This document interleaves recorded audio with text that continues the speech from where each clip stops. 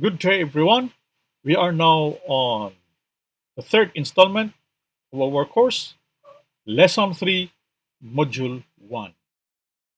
So, we'll be talking here today about the moral dilemma, wherein you or everybody would be in a cross section, wherein we would be made to choose between two evils. Then you would say what we're going to do. Of course, we're going to opt for the lesser evil. If we are made to choose between two evils, choose the lesser one, as they would say. But actually, what are the principles that would justify our actions regarding this matter? And this one is what we call as a moral dilemma. With our learning outcomes, at the end of the course, we'll be able to apply the lessons of the skills gained in trying to analyze some cases wherein the a dilemma is being or a moral dilemma has been involved, and how we're going to resolve a moral dilemma. So, in the first place, what is a moral dilemma? Of course, to put it simply, a moral dilemma is a situation wherein you are in a crossroad. What road to follow? What decision to make? So, just in case to study or not to study. Because if you want to study, you cannot go to a party. If you go to a party, you cannot study. If you are in a party, then you will meet your friends.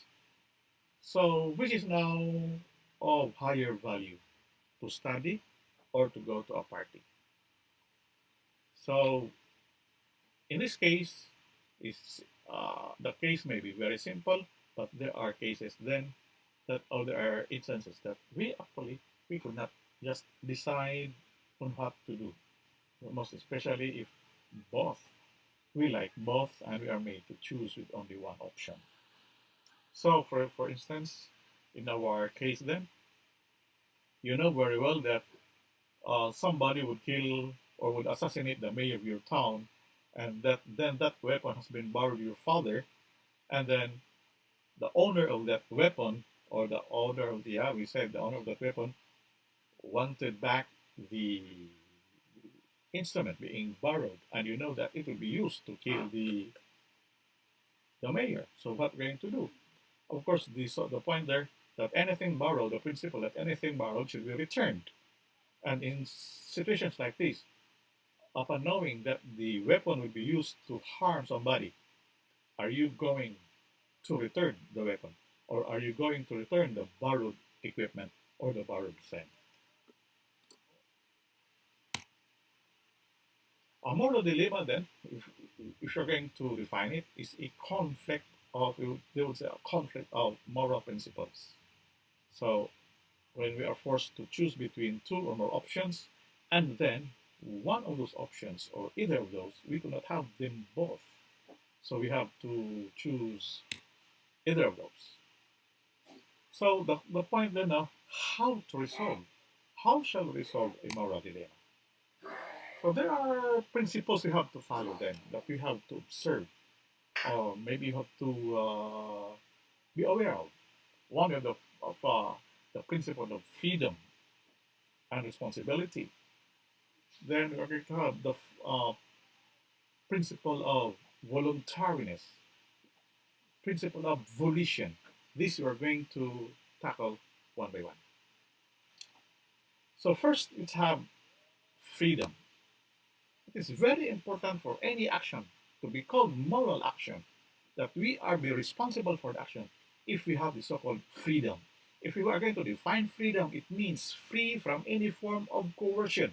Either the coercion can be in the form of positive or negative coercions. Or positive coercion, it can be in the form of rewards. Negative coercion, it can be in the form of punishment. In either case, there should be no forms of coercion, either positive or negative, either desirable or undesirable coercion. In this case, if we have freedom, then there is the presence of options. If there are no options then placed before us, then we could say that there is no freedom, or freedom is absent on that particular time or in that particular perspective. So very important, I'm going to stress that options must be available in order for us to exercise freedom. In order for us to be free, then there should be options. Why you take up your course? Engineering, whatever your courses are, where your course are, because there are options. Why you took up engineering? Why not the priesthood? Why you took up nursing and why not medicine, or why not other course? Why you took up statistics and not other ones? Then there is a freedom. There should be what we call as the presence of freedom. Without this freedom, then can we be answerable to our actions? Why? Because freedom is essential for for us to accept, for us to bear, to answer whatever the consequence of our act. Without it, then we could not be free. Can we be answerable for the act because we don't have freedom? That's the question we are going to answer then. In your case. Now, how do the different schools of thought will try to uh, describe or define or consider freedom? Now, if we're going to follow the scholastic tradition with Saint Thomas and some of the scholastic thing or people, according to Saint Thomas Aquinas, freedom is an outcome of deliberation. Freedom comes before deliberation, that it is to be planned. The moment a person entertains series of options to get through a conclusive decision, then moral freedom sets off, according to the scholastic perspective. According to scholastics, by existence of alternatives and by exercise of acting on an alternative, it can be said that a being is free. The existence of alternatives or the existence of options. You are made you are made to act on something of which you don't have options, then you are not free. Okay? So freedom is very important. If somebody would compel you to do something, do you have the freedom? Do you have some options to choose? Or some options available for you to choose? Now, for existentialism, they really put high premium on freedom because the existentialist believes that man's being from the very start is defined by freedom. It says here, it holds the view that humans define their own meaning in life only when they have the freedom. Individuals are entirely free and must take personal responsibility for themselves. So, for the existentialist, freedom is part of of human existence. Before we plan to be what we want to be, before we're going to define ourselves, we should first exist. And that existence entails the so-called the freedom for us to decide on what to do with ourselves. That's why I would say that man is thrown into the concrete, is thrown into the world in order for us to be free. As they would say, man is doomed to be free. At first, John Paul Sartre would say man is nothing. Only afterward will he be something, and if he himself will have made what he will be.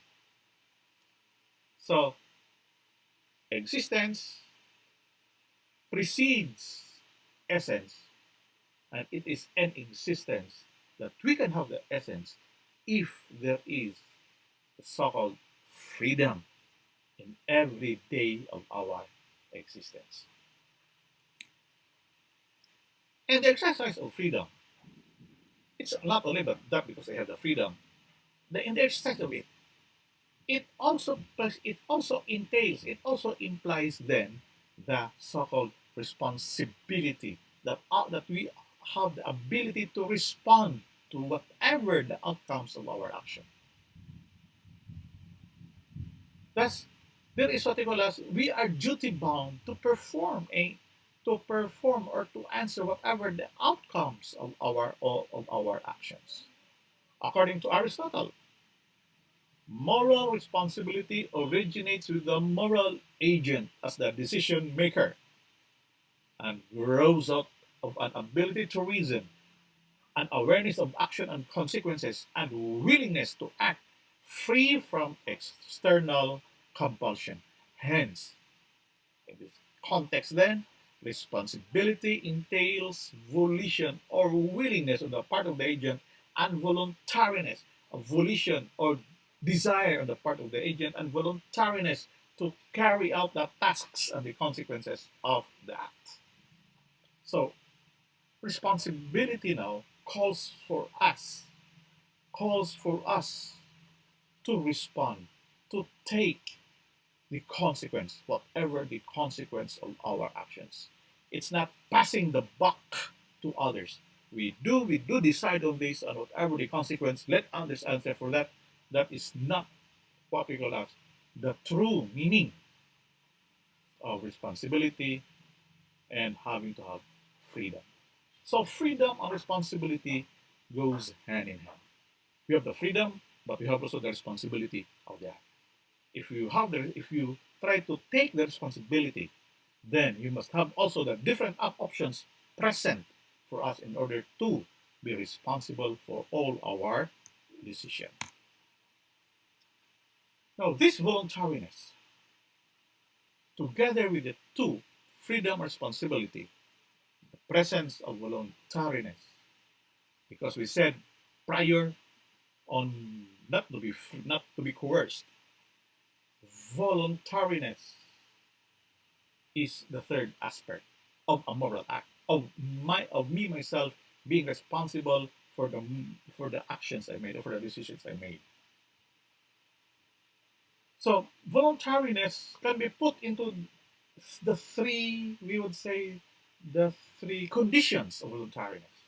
One, an act is free if one, there is full volition, meaning to say, if there is full desire, full, I'm going to emphasize the word full, then full knowledge, and full deliberation. All of these, volition, full knowledge, and full deliberation, are all part and parcel in our notion of voluntariness. Any partiality thereof, it, it, it behoves then that any partiality thereof would mean a downgrading of voluntariness. We have to put here into our consideration on the pretext or on the condition, or I would say on on the three faculties of man. One, first on the intellect.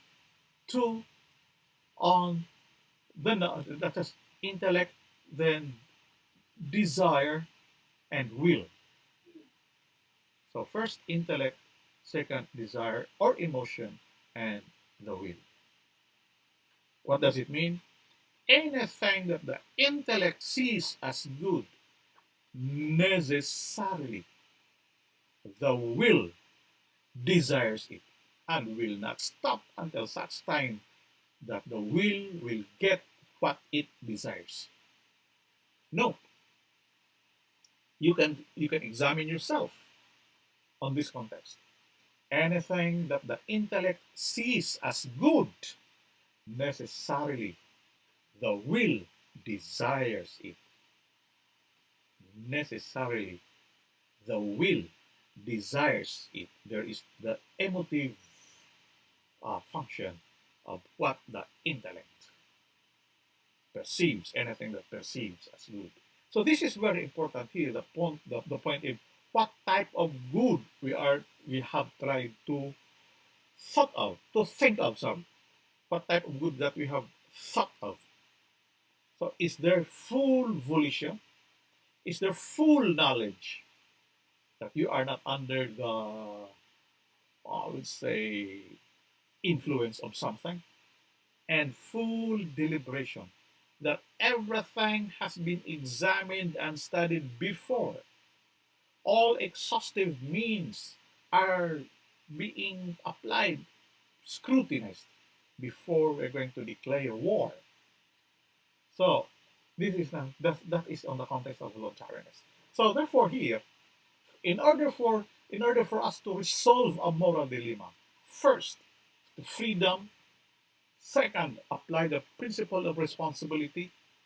And third, on the role of voluntariness in morals. In this context now, can be many distinctions, types of voluntariness. We will say the perfect voluntariness, the imperfect voluntariness, all of this. Why? Because it is put into the context of the requirement of being full and not impartial. So we have direct voluntary that that I go there, the direct voluntary act that I go there for just because this is what I want. Just like if I go to a party to enjoy with the party and with my friends, that is a direct voluntary act. Or indirect voluntary act, this is what he calls there is a regrettable consequence of my action. That's why it is called the indirect voluntary.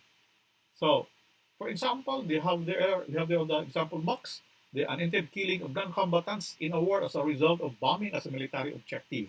That is what you call the collateral damage, if you will say the collateral damage. So we have also the so-called the series of causes.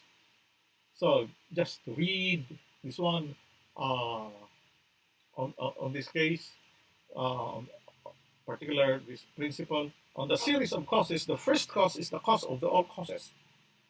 Now here on the this principle on the series of causes, the first cause is really the root of all causes, the radix of causes.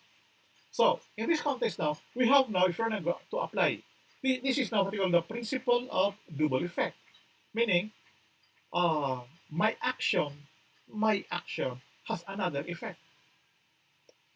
Euthanasia or prolongation of life or shortening of life. So we have the four principles that in order for us to choose which of which we're going to choose, the act in itself should be good, at least morally indifferent. We would say at least good. The act in itself is good to save the life. There is the life of a dying man, a man who is being supported by life support. Shall we remove the gadgets? Shall we remove the instruments that would made him breathe? The act in itself should be good, and the intention is good. Meaning to say, the evil effect is not the one directly intended. The removal of the instrument is not, the intention there is not to kill. As long as the intention is not to kill, it's a different thing. That if we are going to remove, if we're going to remove any instrument that helps the ailing person live or survive, if the intention is to kill or to cut short life, then that is considered as immoral. Note that the evil effect, if ever it is intended, is only a regrettable consequence. Upon the removal of the instrument, the person dies. But again, there's still a but. That should be a reason sufficiently compelling in performing the act. there should be a reason sufficiently compelling. It's not just because can economic reason be sufficiently compelling, not because the family or does not have enough funds to support. Is it a sufficient reason? No, sufficient reason. And finally, the evil effect should not outweigh the good effect, meaning the good still wins over evil. So we you from in this case taking into the principle of freedom, responsibility, and voluntariness together all these, I must have the freedom. What is my freedom to decide for this particular case being faced now by me being given the decision to act whether to end life or to prolong suffering, removal of that particular gadget. So what is the intention? For you to study, for example, you want to study and in doing so, or you want to pass the exam and in doing so, you are going to cheat because so that you will have a higher grade, a higher mark, and then you can proceed. Then your parents will become happy because why? Because you get a high grade, but you cheat. Now, principle number one, the act in itself should be good, or the act in itself must be acceptable by your society. If you want to say that applied to you, is cheating in itself morally acceptable? So that's requirement number one. Requirement number two, is cheating, is the evil effect directly intended in order to pass the exam? You directly intend to cheat. If cheating in the first principle is already evil and the evil is directly intended, then our act becomes immoral. Whatever the result, it is immoral based from the two principles. Thirdly, was there a sufficient reason to do the act?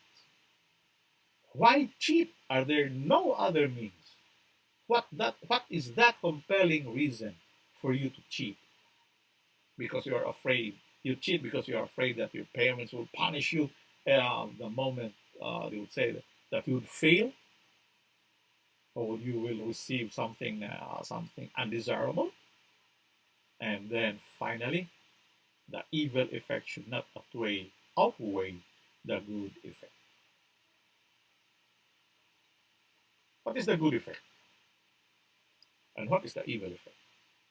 Then you try to weigh, and the decision is yours. Okay? So,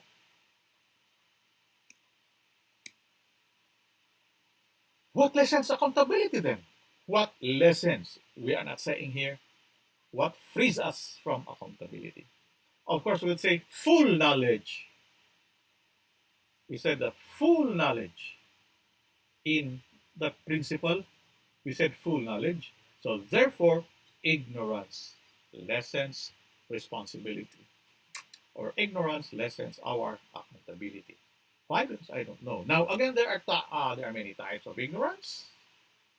The one that you are supposed to know, and the one that you are not supposed to know.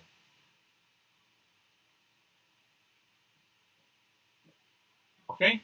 So, then you have the invincible. Um, an electrical engineer who doesn't know how to compute electrical load. What type of ignorance is there?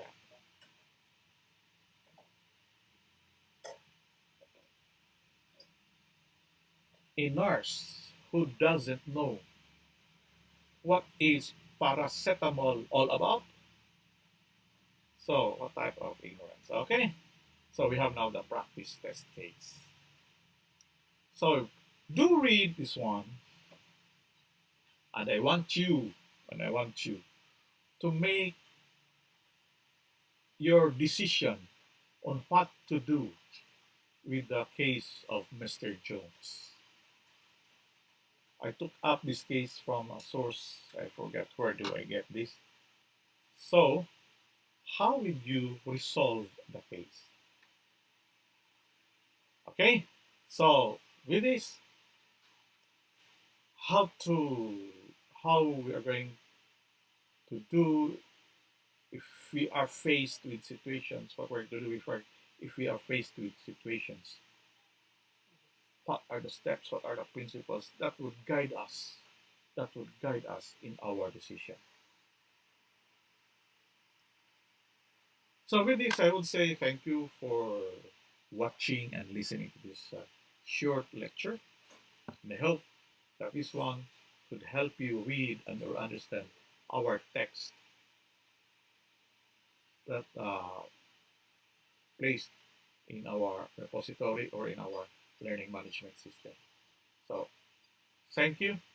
And if you have new questions, just uh, yeah, prepare them during our when we have face-to-face interaction or during our conference meeting via online, either Google Meet or Zoom or whatever.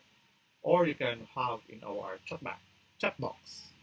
Okay, so with this, thank you very much and good day and see you for the next video. Bye bye.